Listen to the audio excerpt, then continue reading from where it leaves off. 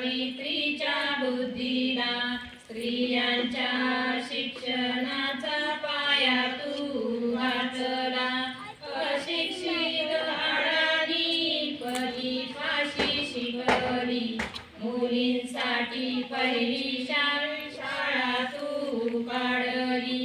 दुसरी ओवी गायली तुझ्या धैर्याला, दगड गोटे खाऊनी चालविली तू शाळा. घराबाहेर काढले लोकांनी अडवले, धीराने तोंड दिले सगळ्या या त्रासाला.